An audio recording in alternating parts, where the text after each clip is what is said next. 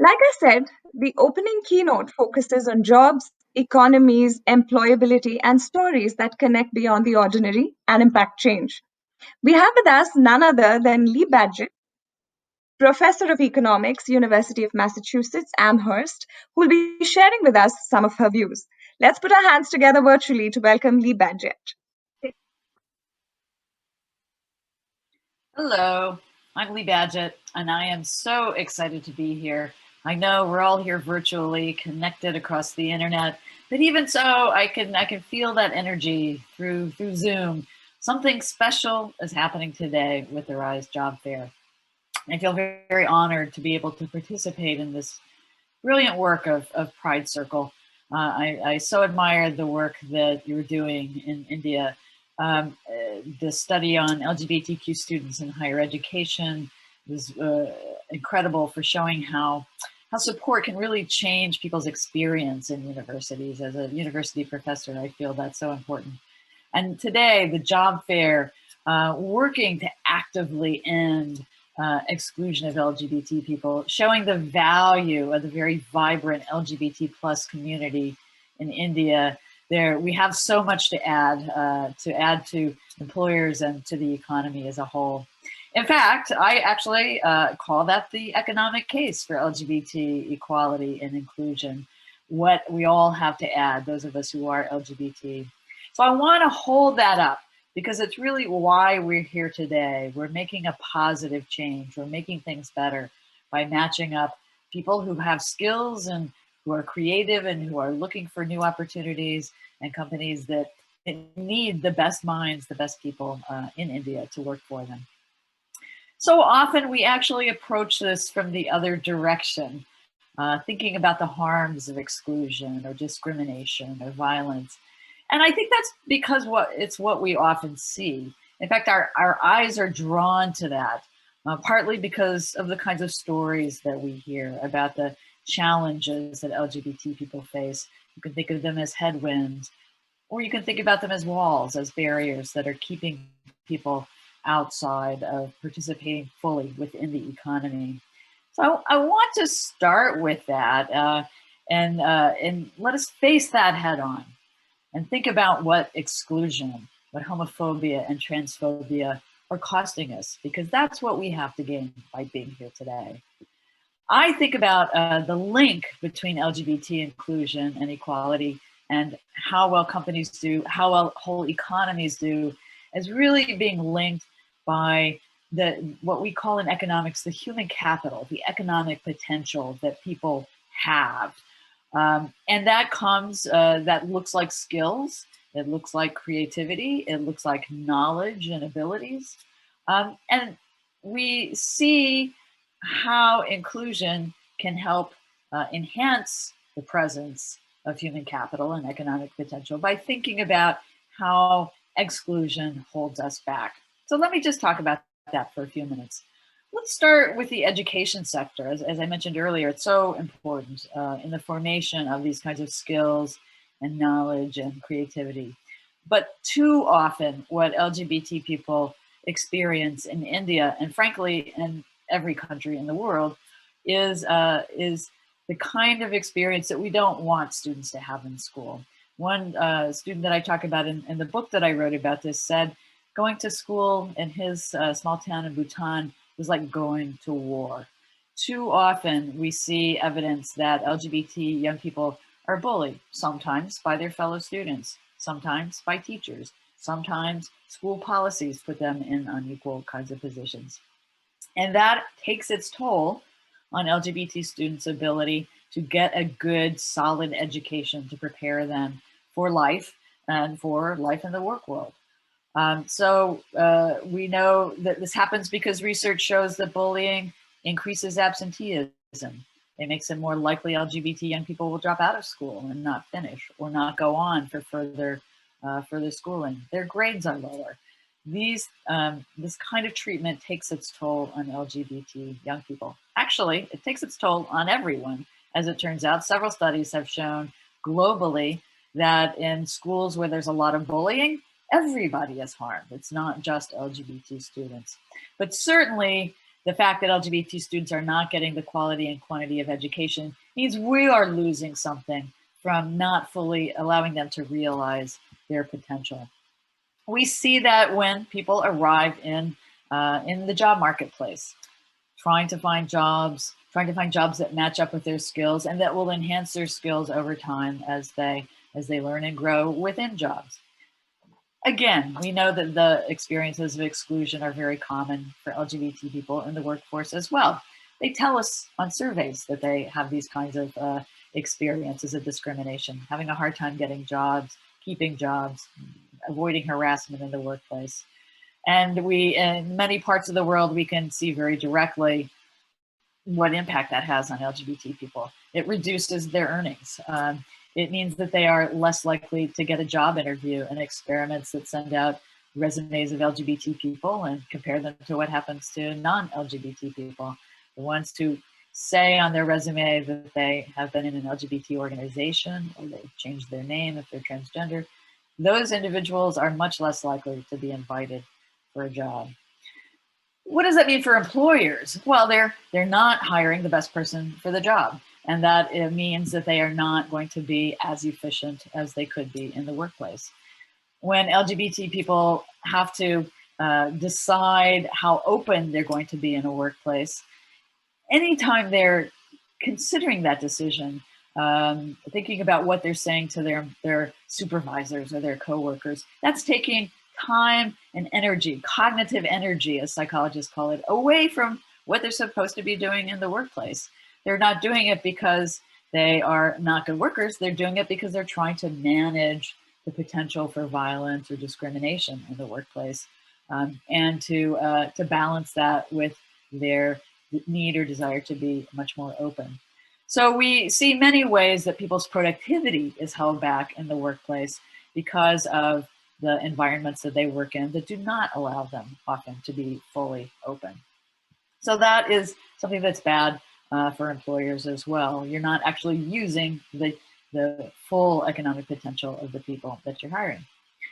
And not surprisingly, these experiences in education and in employment lead to a third kind of loss for employers and for economies as a whole, and that has to do with the health consequences of stigma and discrimination. Psychologists call this minority stress. Everybody faces stress in life of one kind or another. We're late for an appointment, traffic is horrible, we have a global pandemic, we're all facing that. But if you are an LGBT person or another kind of stigmatized minority group, you're also trying to manage the effects of being LGBT and the kind of discrimination, the expectation and the fear of discrimination that comes along with being LGBT. And that also takes its toll on our health. Again, how do we know this? We know this because LGBT people are more likely to have certain kinds of mental and physical health conditions than our heterosexual people. Depression and anxiety are more common amongst LGBT people. Substance use, violence against LGBT people is more common and has health effects. People are more likely to think about or to attempt suicide if they're LGBT. So the health consequences of the kind of treatment that people experience in educational settings and in employment settings just sets up a reinforcing cycle of how treatment as a kind of a second-class group of people leads to reducing the full economic contributions that LGBT people can make. So that's so to make the case for equality, what we're really doing is we're flipping that, and we're saying by removing the barriers to LGBT people, we are allowing them to flourish in educational settings, to fulfill their promise in employment settings, and to have the kind of health that's also a form of human capital that makes it easier for them to participate in everything in life. So that positive case for inclusion is really, I think, one of the things that we want to talk about and be cognizant of today during this event. Now, many businesses already know this, and so I apologize if I am preaching to the choir, as we say here in the United States. I know that businesses have been among the first kinds of entities to make this case publicly in the United States. Let me give you a quote from 100 or so businesses that signed a statement in support of allowing same-sex couples to marry. This statement went to our Supreme Court as a friend of the court brief. They said, discriminatory laws, like not allowing same-sex couples to marry, can impede business efforts to recruit, hire, and retain the best workers in an environment that enables them to perform at their best. Succinct statement of what we've come to call the business case for equality. Research bears this out, actually. Study after study has shown that LGBT people who work in more supportive workplaces have greater job commitment. They have better health outcomes. They're more satisfied with their jobs, and they're more open about being LGBT. All of these things are good for LGBT people, but they're also good for employers. We now have a large body of research that shows that these same positive policies are connected to positive financial outcomes for companies too. Companies that have more LGBT positive policies have higher stock prices. They have higher profits. They have higher productivity of their workforce. They are attracting a more creative workforce. So there are many reasons that businesses have offered that are backed up by research that show why it's so important for businesses to be open and inclusive of LGBT people. Let's take it just one last step farther and talk about what happens when we add all this up at the economic level. There are two ways of thinking about it. One way is to say, well, if this is true, then do countries, whole economies, do better when the laws and social acceptance of LGBT people are more positive. And we actually very clearly see a very direct positive correlation in many different studies that have been done up to this point. Countries that have more inclusive laws and have more social acceptance are, in fact, countries that have higher levels of GDP per capita. A lot of these studies were done before the 377 decision in India, so it'll be very interesting to see as India, is able to capitalize on this kind of correlation. So that's one way of thinking about it. Another way of thinking about it is to take all of those effects that I talked about on education and health and employment and try to attach some monetary values to them and add them up. I actually did this for the World Bank several years ago for the economy of India. The data that I had available to work with was a little sparse. That's a whole other topic we could spend all day talking about. But with the data that I had on some health disparities and on evidence of discrimination, and thinking about what those health disparities cost economies, thinking about what discrimination costs economies, I added it all up. At the end of the day, the GDP per capita of India is about 1% lower than it could be if India were more inclusive of LGBT people. Now you might say 1% of GDP, that doesn't sound very big. And we're seeing a much bigger kind of global recession right now because of the pandemic. But let's be clear, this 1% happens all the time.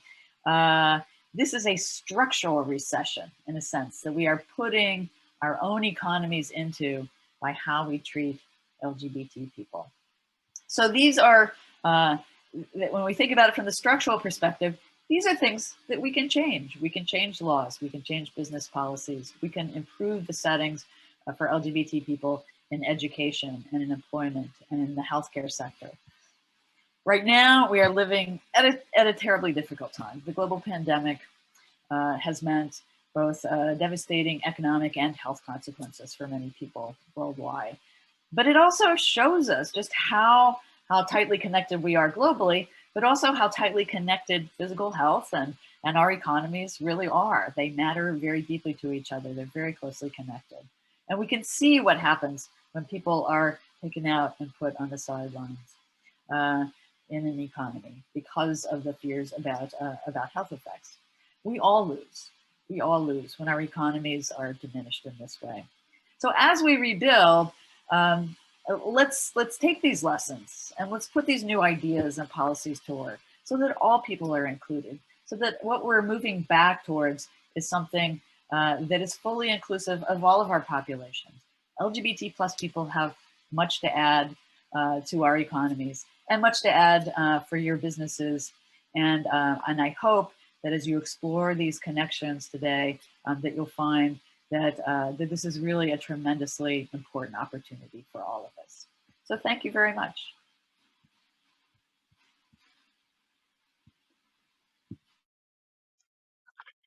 There you go, ladies and gentlemen. What a powerful opening keynote. And that was Lee Badgett at her best. And again, as promised, here's a closing note from all that she said, a little poem. Support can really change people's experiences, working actively, showing the value of commitment. So much to add to employees, economics, adding value, holding up, matching skills, opportunities, best minds and the best people, shying away from the negative, stories, challenges, headwinds or walls. How do you look at it?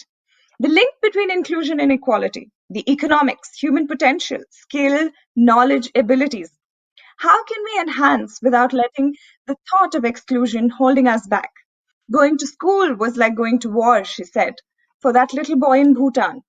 Unequal positioning, roadblocks to education, bullying in the environment, treatments that take a toll. Everyone at the receiving end of harm. Allow them to reach their full potential, she said. Learn and grow within jobs. Navigate discrimination and harassment. Impacts directly on jobs, opportunities, interviews. Unconscious bias blocks productivity. Cognitive energy blocks. Balance, but with the desire to be open. Not using the full economic potential. The health consequences of discrimination. Trying to manage the stress and fear. She called it minority stress. Depression, anxiety, substance abuse, increased violence, reinforcing the cycle of treatment. But flip it, she said. Remove the barriers and help flourish. Healthy, balanced, participative communities, organizational allies, which make a big case for equality, become LGBTQ positive. Positive for all, positive because positive acceptance, positive growth, all together. Hashtag rise and grow truly seems to be the order of the day. So let's put our hands together for that beautiful opening keynote. Thank you so much for the session.